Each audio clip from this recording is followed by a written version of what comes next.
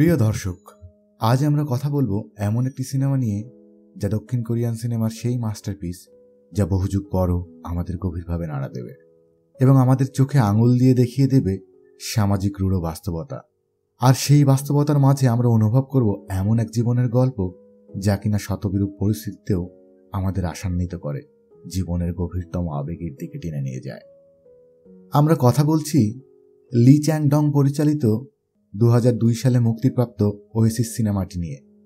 বলা যায় এটি নিছক এক সিনেমা নয়, বরং এমন এক গল্প যা আমাদের মানতে বাধ্য করে ভালোবাসা কেবল সুস্থ সবল মানুষের একচেটিয়া অধিকার নয়, আর সেই সাথে আমাদের জানাশোনা প্রচলিত প্রেমের সংজ্ঞাকে দারুণ চ্যালেঞ্জ ছুড়ে দিয়ে সমাজের কপটতা ভীষণভাবে নগ্ন করে তোলে। সিনেমার গল্প আবর্তিত হয় দুটি মূল চরিত্র ঘিরে, জংদু এবং গিয়াংরু। জংদু এক নির্বোধ অসংবেদনশীল যুবক যে সদ্যই কারাগার থেকে মুক্তি পেয়েছে। সমাজ তাকে অপরাধী হিসেবে চিহ্নিত করে দূরে সরিয়ে রাখে, তার পরিবারও তাকে বোঝা মনে করে। অন্যদিকে গিয়াংরু জন্মগতভাবে সেরিব্রাল পালসি রোগে আক্রান্ত। বলা যায় শারীরিকভাবে সে পুরোপুরি অক্ষম। তার পরিবার তাকে ঘরের এক কোণে ফেলে রাখে, যেন সে এক অবহেলিত আসবাবপত্র মাত্র। সমাজের চোখে সে শুধু এক প্রতিবন্ধী মাত্র। একদিন জংদু তার অতীত অপরাধের শিকার পরিবারটির সাথে দেখা করতে গেলে গিয়াংরুর সাথে পরিচয় হয়। প্রথম সাক্ষাতের দিনেই তাদের মধ্যে এক বিব্রতকর ও অপ্রত্যাশিত ঘটনা ঘটে, যা আমাদের দারুণ অস্বস্তিতে ফেলে দেয়। কিন্তু তারপরও তাদের সম্পর্ক থেমে থাকে না, বরং অদ্ভুত এক মোড় নেয়। গংজু নিজেই তাকে ফোন করে, আর ক্রমশই তাদের মধ্যে গড়ে ওঠে অদ্ভুত এক সম্পর্ক। কিন্তু সমাজ এই সম্পর্ক মেনে নিতে অস্বীকৃতি জানায় এবং তাদের সম্পর্ককে বিকৃতভাবে ব্যাখ্যা করতে শুরু করে। অথচ তারা দুজনে নিজেদের ভেতরে আবিষ্কার করে অকৃত্রিম ভালোবাসা। এই সিনেমার সবচেয়ে শক্তিশালী দিক হল প্রধান চরিত্র দুটির অভিনয়। একদিকে হট টেম্পার্ড মানসিক সমস্যাযুক্ত যুবকের চরিত্রে সল কিউংগুর অভিনয় যেমন আপনাকে মন্ত্রমুগ্ধ করবে, তেমনি সেরিব্রাল পালসি রোগীর চরিত্রে মুন সো-রির অভিনয় আপনাকে হতবাক না করে পারবে না। বিশেষ করে তার কণ্ঠের কাঁপুনি, শরীরের সংকোচন, চোখের ভাষা সবকিছু মিলিয়ে চরিত্রটিতে তিনি এতটাই নিখুঁতভাবে অভিনয় করেছেন যে আমার মতো অনেক দর্শকই ভেবেছিলেন তিনি সত্যিকারের প্রতিবন্ধী।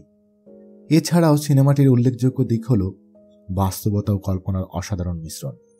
বিশেষ করে গিয়াংরু যখন কল্পনার রাজ্যে পা রাখে, তখন সে আর অসহায় প্রতিবন্ধী নারী থাকে না, বরং হয়ে ওঠে স্বাধীন আত্মা। যেমন গিয়াংরু যখন তার ঘরের ছাদে আলোর প্রতিফলন দেখে তা হাত বাড়িয়ে ধরতে চায়, সে মুহূর্তে সে নিজেকে প্রজাপতি হিসেবে কল্পনা করে। সে যেন তার শারীরিক প্রতিবন্ধকতার সীমারেখা অতিক্রম করে মুক্তির পথে পা রাখে। কিংবা সে যখন জংদুর সাথে ঘুরতে গিয়ে কল্পনায় হুইল চেয়ার থেকে উঠে তার পাশে দাঁড়ায় এবং একজন সুস্থ স্বাভাবিক নারীর ন্যায় আচরণ করে, তখন আমরা অনুভব করি মানসিক মুক্তির বিষয়টি। বাস্তবে সে হয়তো কখনোই হাঁটতে পারবে না, কিন্তু তার কল্পনায় সে সম্পূর্ণ মুক্ত, স্বাভাবিক এক মানুষ, যে কিনা অপ্রাপ্য মানুষের মতোই ওইসব স্বাভাবিক বাস্তবতা কল্পনা করতে পারে। বস্তুত এই দৃশ্যগুলো গভীরভাবে প্রতীকী, যেখানে আমাদের দেখানো হয়েছে শরীর মানুষকে আটকে রাখতে পারলেও কল্পনায় তাকে আটকে রাখা যায় না। পরিচালক ডং তার বাস্তববাদী গল্প বলার জন্য বরাবরই সুপরিচিত, আর এই সিনেমায় তিনি তার শৈল্পিক দক্ষতার সর্বোচ্চ প্রয়োগ করেছেন। সিনেমাটিতে ক্যামেরার কাজ, আলোর ব্যবহার ও অসামঞ্জস্যপূর্ণ ফ্রেমিং দর্শকের মনে এক ধরনের অস্বস্তি তৈরি করে, যা গল্পের অনুভূতিকে আরো গভীর করে তোলে। বিশেষ করে হ্যান্ডহেল্ড ক্যামেরার ব্যবহার আমাদের বাস্তব অনুভূতির কাছাকাছি নিয়ে যায়। এছাড়া ন্যাচারাল লাইটিং ও রুক্ষ সেট ডিজাইন সিনেমাটিকে যেন বাস্তবতার দিকেই বারবার টেনে নিয়ে গেছে।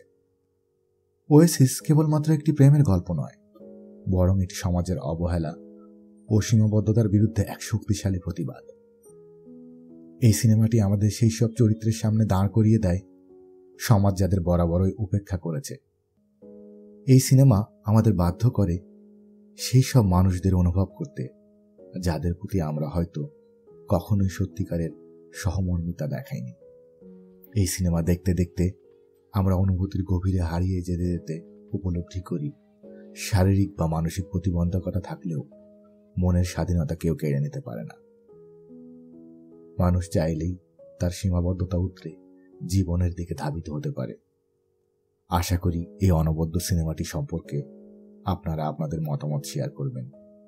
আজ এখানেই শেষ করছি। আবার কথা হবে অন্য কোনো সিনেমা নিয়ে। ততক্ষণ ভালো থাকুন, সুস্থ থাকুন। ধন্যবাদ।